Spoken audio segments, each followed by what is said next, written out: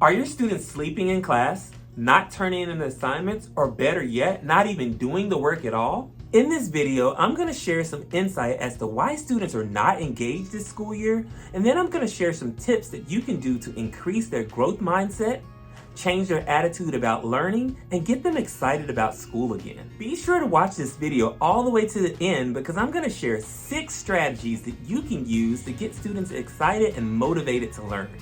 Welcome back to my channel. If you're new, my name is John and I'm a school counselor. And I love supporting other educators and counselors. My job is to help you work smarter and not harder so you can make a positive impact on students and the communities that you serve. When I was in school a long time ago, teachers would teach from the book, they would get up and they would lecture us and tell us what to do. And then at the end, they would expect us to read a whole passage and answer review questions. But learning is not like that today. So what have I learned in my 11 years of education? Well, school has changed, students have changed, parents have changed, teachers have changed. There's just been a lot of change. And that's not even including what happened last year and going on into this school year. So let's start off with some research about morale and motivation from the EdWeek Research Center. 50% of students reported that they were less motivated during the 2020-21 school year than they were the previous year. 26% were more motivated, and that could be because some students actually enjoyed online learning. And 24% experienced no change in motivation, which is not necessarily a good or a bad thing. So according to research by Dr. Salsa, student engagement is the amount of attention, interest, curiosity, and connections that students have to learning, whether on their own or at school. Dr. Salsa goes on to mention that students who are engaged are more motivated and excited to participate in class. These students enjoy meeting their learning goals. They build resilience and keep on going even when assignments get tough. And they're more intrinsically ready to learn without rewards and external motivation. Drop in the comment section. I want to know what subject and grade level you work with. So as we know, the pandemic in the last school year has drastically changed the way students, teachers, families, and everyone looks at education. In order to impact and teach students, we had to make a lot of shifts. Virtual to in-person to virtual, hybrid teaching, lots of juggling different hats and different things that were going on. And it was so much to where it created a lot of stress, anxiety, and depression for students and educators. And to be honest, even though a lot of schools are back in person, it's not the same. School can't just go on like normal, but it has. And students are not motivated. That's why they're not turning in assignments. That's why they're sleeping in class or skipping or not even doing the work at all. It's because there's something missing. But here's some positivity in all that.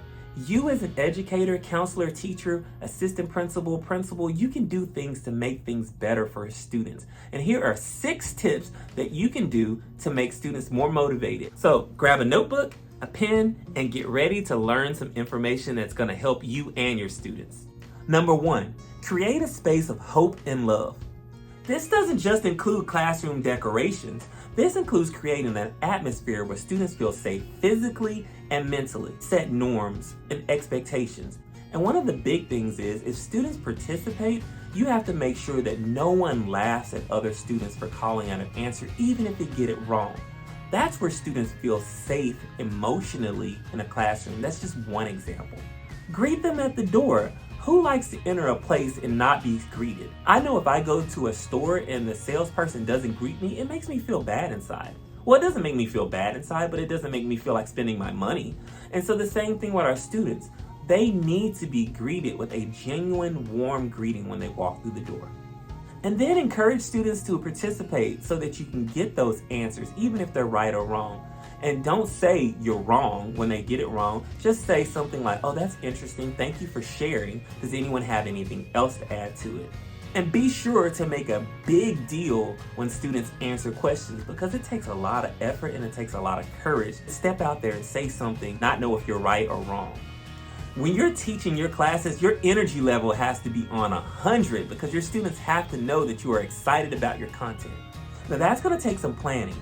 and you have to create engaging lessons. Did you know the average attention span for a middle schooler is only about 10 to 12 minutes? Keep that in mind when you're creating your lessons. Don't talk too much. Allow students to do some of the learning and the heavy lifting by talking and sharing out. So let me share a little bit of a backstory. When I first began teaching, I used to teach my students the same way I learned. So I would give them vocabulary lessons, I would give them the worksheets, and at the end of the week, I would be like, okay, we're gonna have a quiz and you better be ready because I gave you all the materials. And guess what? Friday came, they weren't ready. They bombed those quizzes because they didn't even take the notes home and they, of course, didn't look over them. I had to come up with different games, activities, and strategies for them to be engaged and remember and retain the information. Tip number 2, make learning relevant to students. The more relevant the topic, the more engagement that you'll see.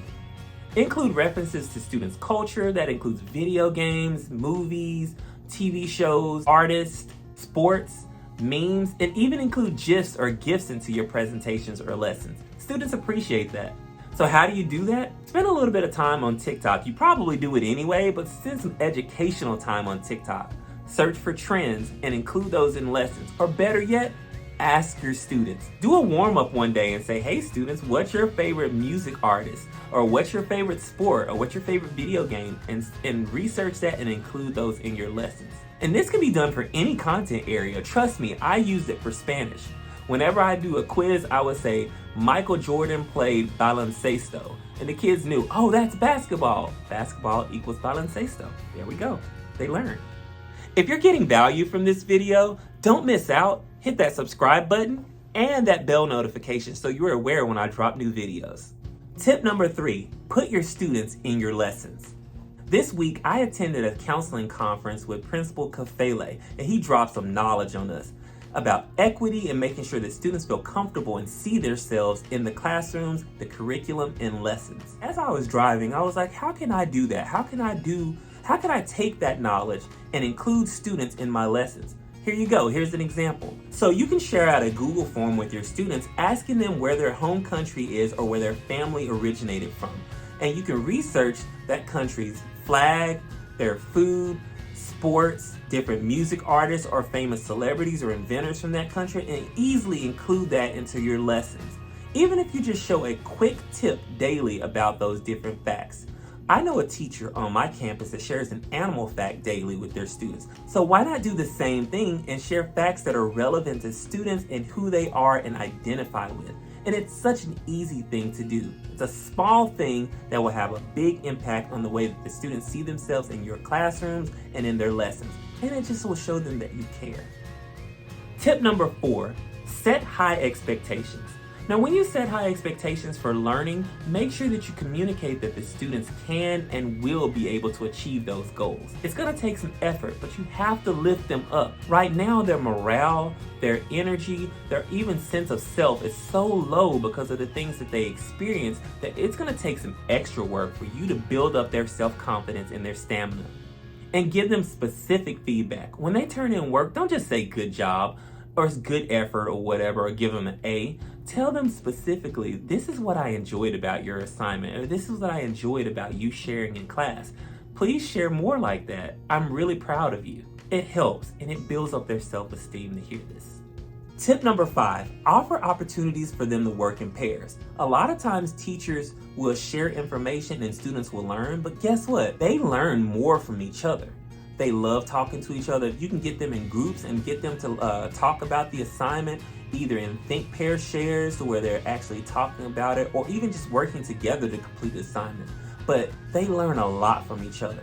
And I experienced this firsthand when I was working in a classroom and I saw that they were working on math corrections together. There was a student who got 100 on the assignment and there was a student who failed the assignment. The student who had 100 was tutoring the other student, and it was like so powerful to watch the light bulb go off in their head when they learned it from another student as opposed to their teacher. So just vary up your instruction. And when you break it up, an easy way to do is to ask a question and say, turn to your neighbor and share what you learned about that, or share your insight or thoughts. And then let's come back together and I want to hear some things that your neighbor shared or what you shared. And that's when you walk around the room, you're listening for those things that they're talking about, and then you peep in and say, you know what, Johnny? I really love what you just said there. Do you mind if we come back together, you sharing it out in the class? That gets them pumped up, it encourages participation, and it gets them excited to share what they learned because you gave them a compliment. And tip number 6, don't just show them you care about academics, show them that you care about them as a whole person, about their emotions, their wellness, their overall well-being. You can do this by speaking words of encouragement to them. Before you start an assignment, share some positive affirmations with them. Or better yet, have students come up with a classroom chant or a classroom mantra that they share. We are powerful. We know we can do this. We can do anything we put our minds to. They hear so much negativity all throughout the day. It's going to take a lot to build them back up. And you have the power to do that. And it can be done so easily. Teach them resilience, stamina, and how to keep going even when things get tough. That's where that growth mindset comes in. Now, I'm gonna be honest with you, this is not going to be easy. It's going to take time, it's going to take effort, and it's going to take patience. But I promise you, it is going to pay off in the long run. I hope that you enjoyed that insight and research about morale and motivation, and I hope these 6 tips will help you increase student engagement and growth mindset in your classroom. I also have another video that I would love for you to check out. Here are 6 ways that you can create a positive classroom experience for students. Check out this video, it's on the screen.